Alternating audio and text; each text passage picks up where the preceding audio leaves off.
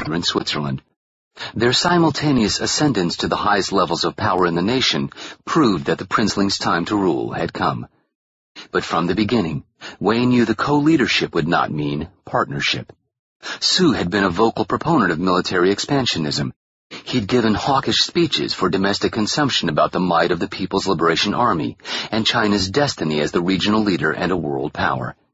He and his general staff had been expanding the military over the past decade, thanks to 20% annual increases in spending. And Wei knew that Su was not the type of general to build his army only so that they would impress on the parade ground. Wei knew Su wanted war, and as far as Wei was concerned, a war was the last thing China needed. 3 months after taking 2 of the 3 reigns of power, at a standing committee meeting at Zhongnanhai, the walled government compound in Beijing west of the Forbidden City in Tiananmen Square, Wei made a tactical decision that would result in his placing a pistol against his temple just a month later. He saw it as inevitable that the truth about the nation's finances would come out, at the very least to those on the standing committee. Already, rumors of problems were filtering out of the Ministry of Commerce and up from the provinces. So Wei decided to head off the rumors by informing the committee about the coming crisis in his economy. To a room of expressionless faces, he announced that he would propose a curtailing of regional borrowing and a number of other austerity measures. This, he explained, would strengthen the nation's economy over time. But it would also have the unfortunate effect of a short-term downturn of the economy. How short-term? He was asked by the party secretary of the State Council. Wei lied. 2 to 3 years. His number crunchers told him his austerity reforms would need to be in place for closer to 5 years in order to have the desired effect. How much will the growth rate drop?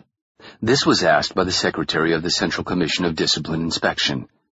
Wei hesitated briefly and then spoke in a calm but pleasant voice. If our plan is enacted, growth will necessarily contract by, we estimate, 10 basis points during the first year of implementation. There were gasps throughout the room. The secretary said, "Growth is currently at 8%. You are telling us we will experience contraction?" Yes. The chairman of the Central Guidance Commission for Building Spiritual Civilization shouted to the room, "We have had 35 years of growth. Even the year after the war we did not contract." Wei shook his head and replied in a calm manner, striking a stark contrast with most of the rest of the men in the room who had grown animated.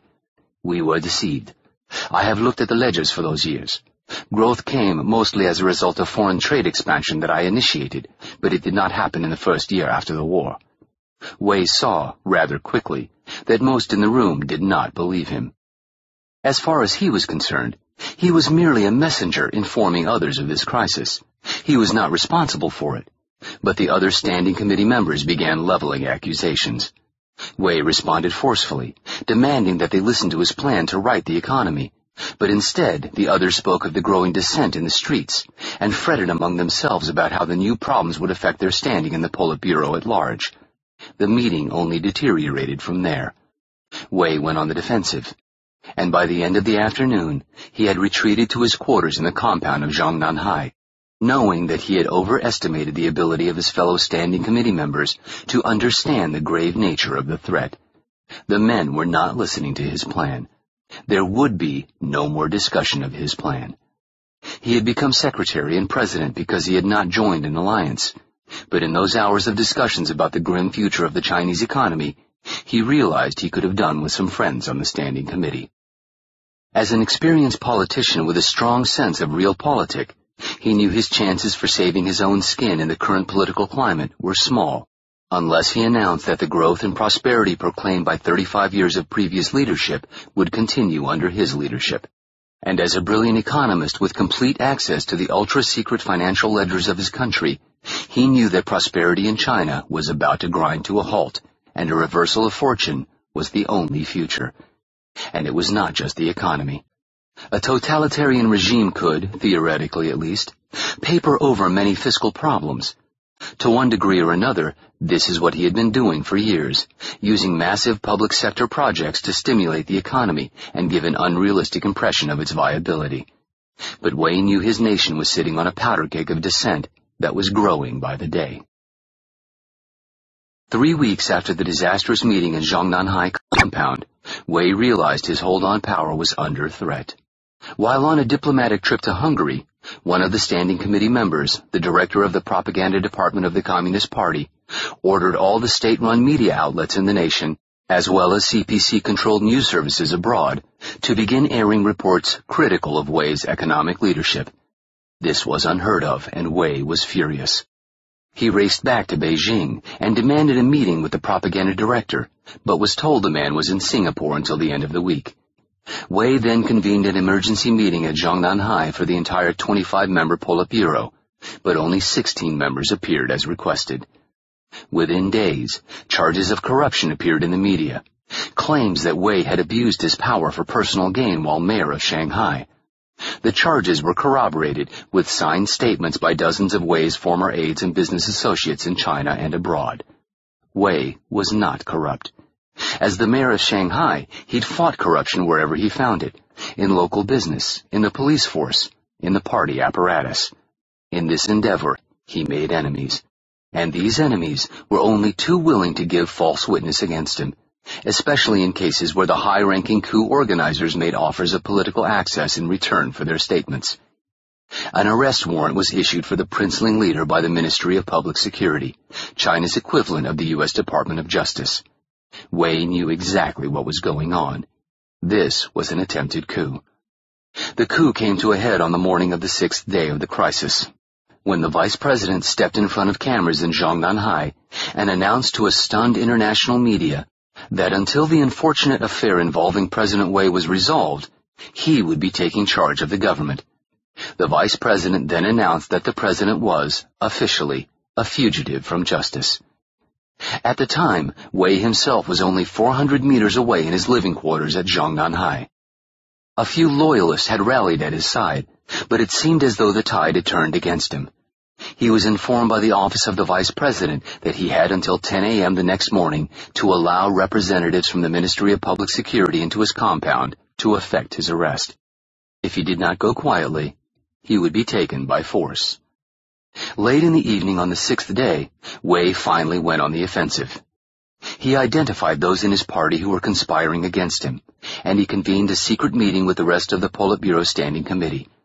He stressed to the 5 men who were not conspirators that he considered himself a first among equals, and, should he remain president and chairman, he would rule with an eye toward collective leadership. In short, he promised that each and every one of them would have more power than they would have if they put someone else in his place. His reception from the Standing Committee was cold. It was as if they were looking at a doomed man, and they showed little interest in aligning themselves with him. The second most powerful man in China, the chairman of the Central Military Commission, Su Keqiang, did not say a single word during the meeting.